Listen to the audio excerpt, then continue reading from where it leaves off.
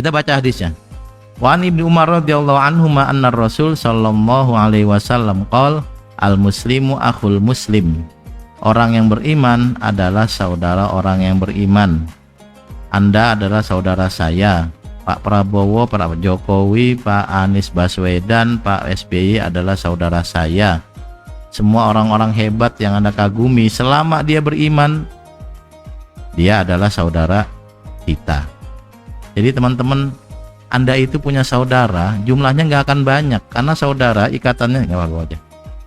Ikatan saudara itu yang lumrah dibangun atas kesamaan emak dan kesamaan bapak.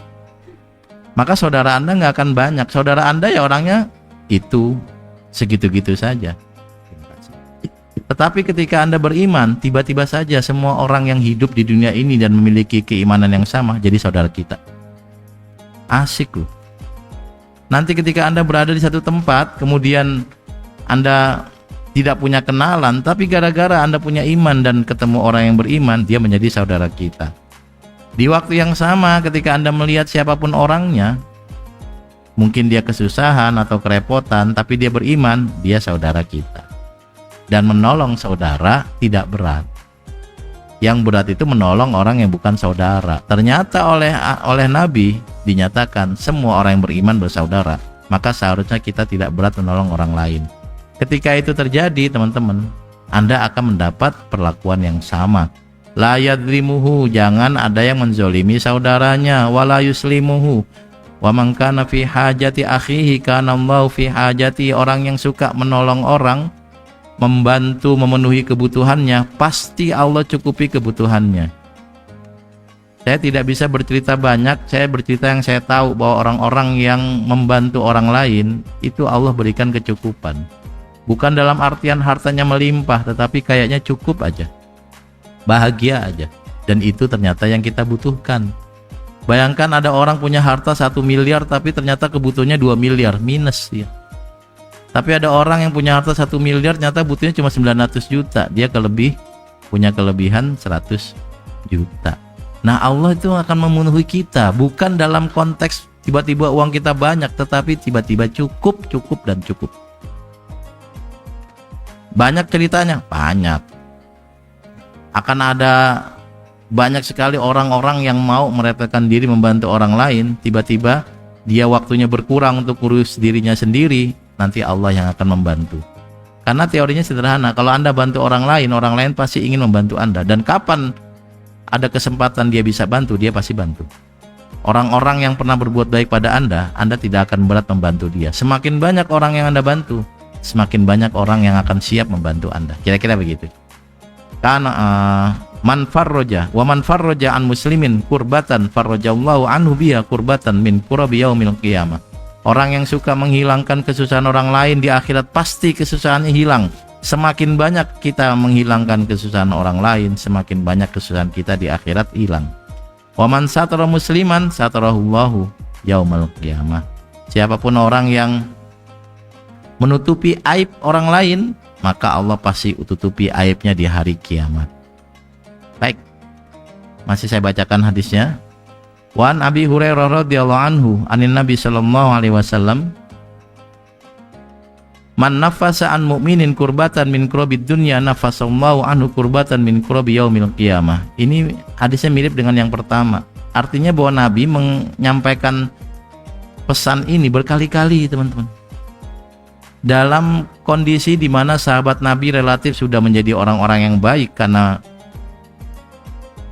mendapat ajaran dari Nabi, tapi Nabi ulang-ulang dengan redaksional yang berbeda-beda.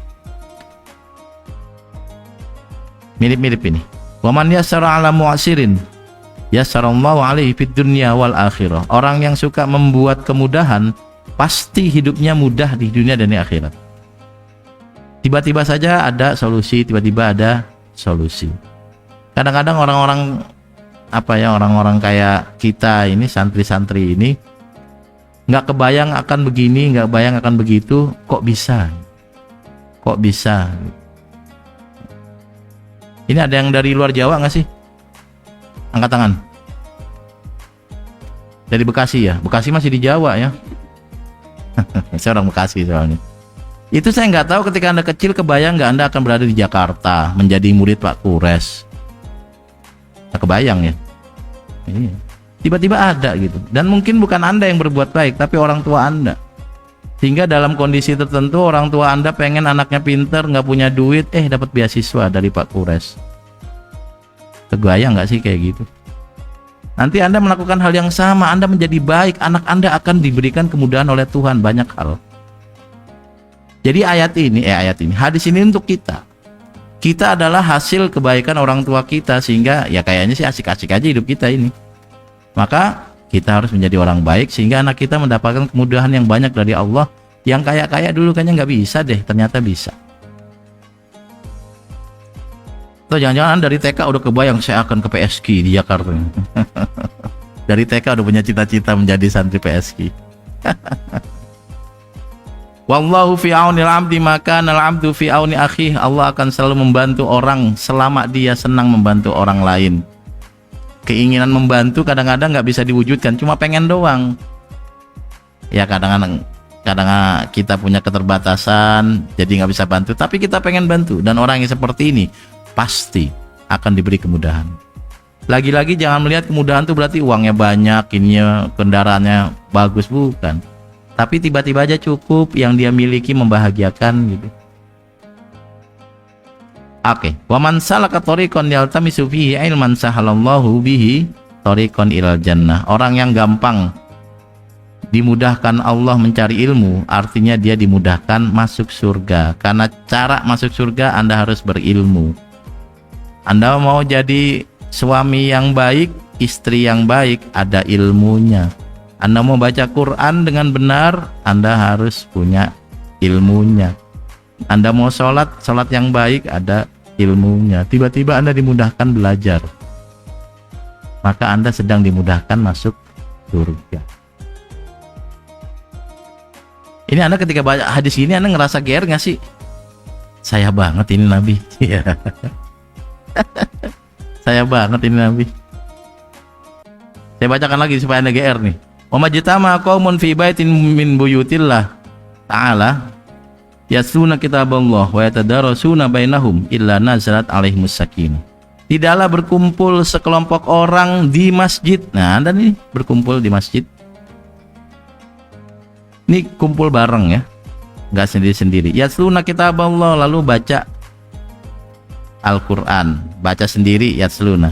Wa yatadarasuna bainahum, juga tadarus. Nah, bedanya membaca dengan tadarus. Kalau tadarus itu satu baca, yang lain mendengar. Sehingga kalau bacanya ada yang salah, bisa dibetulkan. Kalau tilawah baca sendiri. Kalau salah ya nggak ada yang benerin. Kalau baca sendiri ada yang benerin, Anda malah takut. Anda baca Quran misalnya, Rabbana arinal ladzina adallana aladaini. Ya, apa ini? Ada suara. Harus tadarus nonton ya. Arinal ladaini adallana minal jinni wal ins naj'alhuma tahta aqdamina liyakuna minal asfalin. Nah, kalau Anda nggak tadarus, banyak yang salah baca loh. Arinal ladzina adallana. Arinal ladzina adallana.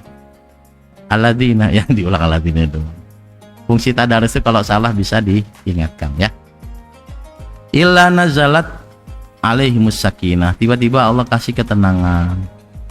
Wah, ada demo ini, ya tenang saja. Bukan kemudian kita nggak punya masalah tapi tenang. Tapi kok tempat saya ada orang yang baca Quran kesurupan, nah itu masalah itu. Baca Quran bukannya tenang malah kesurupan ya.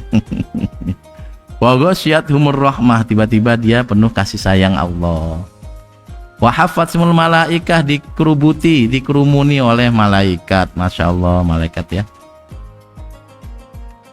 Wa dzakarahumullahu fi man indahu, dan dia akan disebut di makhluk yang ada di sisi Allah.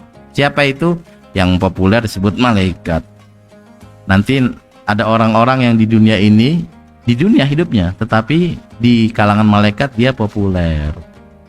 Ada yang populer itu viral di kalangan malaikat. Nanti pas dia ada orang yang wafat, orang baik, yang malaikat ikut mendoakan, menemani dan seterusnya, karena sudah kenal nanti.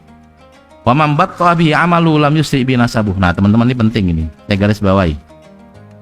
Wa man batta'a bihi amaluh, orang yang amalnya lemah, lam yusri bihi nasabuh, nasabnya tidak akan mempercepat Anda masuk surga. Ini Anda yang anaknya kiai, Anda jangan merasa tenang, bapak saya kiai. Lah, bapak Anda kiai masuk surga. Anda pakai amal Anda. Banyak sekali orang yang nyantai-nyantai gara-gara punya keluarga orang soleh. Wa kulluhum atihi yaumal qiyamati farda. Orang masuk surga bawa amalnya sendiri, bukan amal bapaknya, kakeknya, bukan. Bagi Anda yang keturunan orang-orang mulia, bapaknya kiai, ibunya bunyai, Anda harus soleh seperti bapak dan ibu, bukan malah bandel lalu bilang, saya mah bandel nggak apa-apa, ada bapak ma ibu.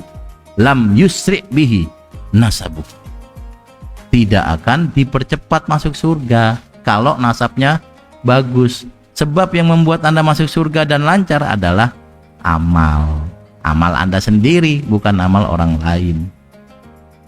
Hafalin ya, nanti supaya kalau Anda lagi malas ibadah Anda bacain. Karena banyak saya ngelihat orang-orang yang berasal dari keluarga mulia itu ngandelin keluarganya. Itu mirip kayak orang konglomerat punya anak, anaknya harusnya pinter nyari uang, bukan malah santai ngabisin duit, bukan begitu. Kalau anaknya kiai harus soleh.